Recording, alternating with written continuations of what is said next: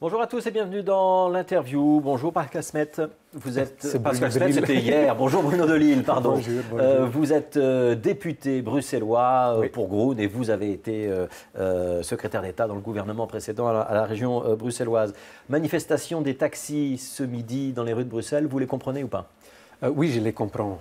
D'un côté, évidemment, je crois vraiment dans l'économie de partage, des gens qui vont partager des voitures, une viseuse, même du temps.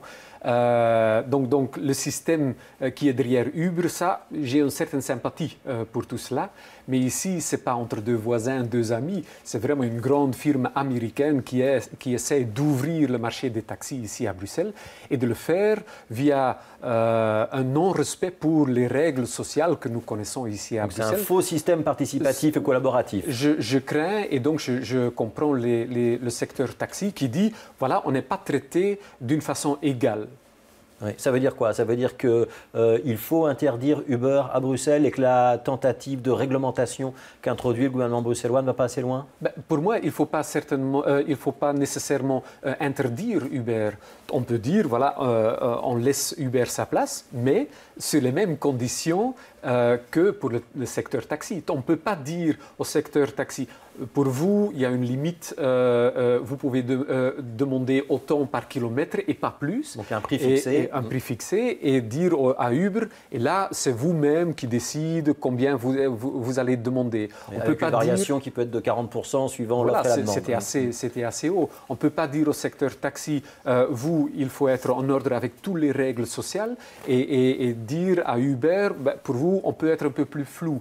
Ça, ce sont des choses qui ne vont pas. Donc, si le gouvernement met un plan taxi sur table qui vaut pour les deux, là, c'est clair, les règles doivent être les mêmes pour les deux. Mais est-ce qu'il n'y a pas quand même des avancées dans le plan présenté par Pascal Smet, notamment l'obligation d'avoir une agrégation pour Uber ou pour les autres sociétés de covoiturage, l'obligation de tenir un registre, on va savoir qui sont les chauffeurs qui ont travaillé, ou l'inspection sociale pourra venir voir et savoir qui a gagné combien. Est-ce que ça ne va pas quand même dans la bonne direction? C'est pas en train justement de rétablir une sorte d'équité entre les deux systèmes? Mais ce qui est bien, c'est qu'on est en train d'installer un cadre parce que laisser opérer quelque chose dans une zone floue, gris, ça, ce n'est pas une bonne chose. Mais ici, je pense qu'il y a trop de différence entre la manière dont on traite le secteur taxi et la manière dont on donne quand même une voie ouverte à Uber. Et là, je pense que si on ne règle pas ça, on va continuer à avoir des problèmes. Ça veut dire que le gouvernement Vervoort, avec le plan Smet, ne va pas assez loin. C'est ça que je dois comprendre. Je pense que les différences entre les deux systèmes sont encore trop grandes. Il ne faut pas oublier que le secteur taxi, c'est un secteur qui travaille avec des gens qui sont dans des situations difficiles, qui ne gagnent pas beaucoup, qui ont des difficultés, qui doivent beaucoup travailler.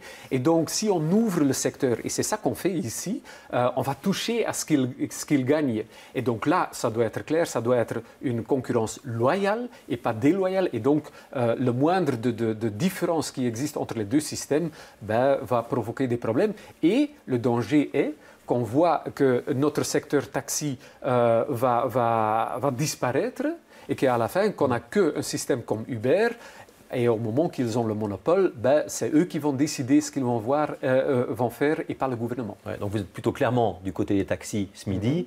Est-ce que malgré tout, on peut réellement réguler et contrarier les plans d'Uber, multinationale américaine, qui se cachent derrière un système collaboratif comme vous l'avez expliqué? On peut réellement endiguer ce type d'économie, parce qu'on voit bien qu'il y a les taxis, mais on a vu ça aussi dans l'hôtellerie, avec Airbnb, on voit ça dans tous les secteurs de la vie économique. On peut vraiment endiguer ce phénomène? Mais on va être obligé, parce que c'est l'économie de l'avenir, évidemment. L'économie de partage, c'est quelque chose qu'on va voir de plus en plus. Mais on doit vraiment veiller sur le fait qu'il n'y a pas de concurrence déloyale qui s'installe et qu'on n'ouvre pas le marché pour des systèmes déloyaux. On a quand même battu longuement pour avoir des droits sociaux. On ne peut pas maintenant, parce qu'on trouve quelque chose de très sympathique, mettre tout ça à côté. Là, je ne suis pas prêt. Donc c'est la sécurité sociale d'abord, défendons les charges sociales et après on les peut droits discuter. des gens et après la facilité avec laquelle on peut travailler. Ouais, vous prenez souvent le taxi? Pardon? Vous prenez souvent le taxi? Pas souvent, mais je le prends, mais je suis plutôt vélo ou bus. Ouais. Et quand vous prenez le taxi, vous ne dites pas, tiens, c'est un petit peu cher, le service n'est pas terrible, le chauffeur n'est pas toujours aimable. Mais ce sont deux discussions différentes. Et je pense que le secteur taxi à Bruxelles a un grand travail à faire aussi. Le secteur taxi a une image qui est plutôt négative. Et donc là, ils ont un travail à faire sur la qualité du service, sur la manière dont on traite les clients, ce genre de choses. Mais c'est une autre discussion. Ça, c'est une discussion sur comment est-ce qu'on peut améliorer le secteur taxi. Mais ça ne veut pas dire, parce qu'on n'est pas content, qu'on va mettre tout ça à côté et dire, voilà, et maintenant on oublie, on va installer une nouveau Pascal Kasmet, ministre donc, de la Mobilité du gouvernement régional, a bien géré ce dossier ou pas? Vous êtes dans l'opposition. Moi, je suis content qu'il y a quelque chose sur la table. J'ai l'impression, quand j'entends le ministre et le ministre-président, que ce n'est pas déjà décidé et fermé, donc il y a encore des choses qui peuvent bouger. Nous, dans le Parlement, on va faire notre travail et on va clairement montrer qu'un système peut fonctionner qu'au moment qu'on traite tout le monde pied d'égalité. Sur le même pied et qu'il y a égalité entre le système. Je crains que pour le moment, que ce n'est pas encore le cas. Donc ça doit encore être amélioré. Pascal Kasmet, c'est un bon ministre de la Mobilité? C'est difficile à dire parce qu'il n'est pas depuis longtemps en train de travailler ici. J'ai quand même un peu des inquiétudes, je vais le dire comme cela. Hein. Donc le gouvernement et Pascal Kasmet continuent à dire qu'ils vont mettre le plan de mobilité de la région en route avec la diminution de la pression automobile. Mais au même moment, je vois qu'il arrête la piétonisation de Schuman, qu'il est derrière le plan de la ville de Bruxelles avec son mini-ring et les 4 grandes parkings. Il y aura quand même une grande zone piétonne au centre de Bruxelles. Oui, mais on est content de cette zone de piétonne, mais pas si c'est pour déplacer la pression automobile dans les quartiers à habitation, pas pour ajouter 4 parkings inutiles dans le centre-ville. Pascal Kasmet m'a à un certain moment dans le Parlement dit que je suis un dogmatique parce que je suis contre l'élargissement du ring.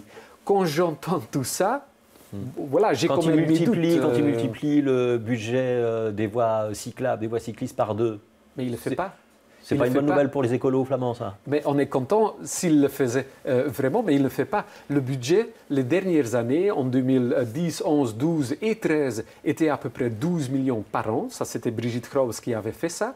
La dernière année, ça a descendu, je ne sais pas pourquoi, probablement parce que c'était une année avec les élections et le nouveau gouvernement a fait des économies. On était à 6 millions et maintenant, Pascal Kasmet dit « Ah, je vais doubler à 12 millions ». Vous êtes en train de nous dire qu'on est revenu au point de départ. C'est ça, c'est la même chose qu'avant. Donc s'il voudrait vraiment doubler, et je vais l'applaudir quand il le fait, il faut augmenter à 20, 24 millions et on a assez de projets pour utiliser tout cet argent. Et donc les pistes cyclables long la petite ceinture, c'est une bonne idée. C'est une bonne idée, évidemment. Alors, on est dans une semaine où on aura une journée de la femme en fin de semaine. Où est-ce qu'on en est avec les discriminations à Bruxelles? C'est aussi un secteur dont vous avez eu la charge quand vous étiez ministre dans le gouvernement précédent. Oui, donc on a fait des grandes avancées. Donc, par exemple, dans l'administration, le nombre de femmes qui a monté à un niveau de top manager a quand même fortement augmenté. On était à 27%. Donc, ça montre qu'il y a encore un travail à faire. Féminisation de la fonction publique. C'est déjà assez féminin. Il y a beaucoup de femmes dans notre administration. Mais pas dans les positions d'encadrement. Voilà. Et donc là, il faut continuer ce travail. Et c'est pour cela que, voilà, on veut quand même le gouvernement continue sur cette bonne voie. C'est un gouvernement paritaire, autant de femmes que d'hommes, c'est un beau symbole? C'est un beau symbole, mais ce n'est pas assez. Hein. On a fait un test de ce gouvernement. Non, il ne faut pas plus de femmes que d'hommes, mais il faut aussi voir quelle est l'influence que ces femmes ont dans ce gouvernement. Et on a fait le test avec Groen et on a vu que les 3 ministres féminins dans l'ancien gouvernement avaient géré quand même 42% du budget total.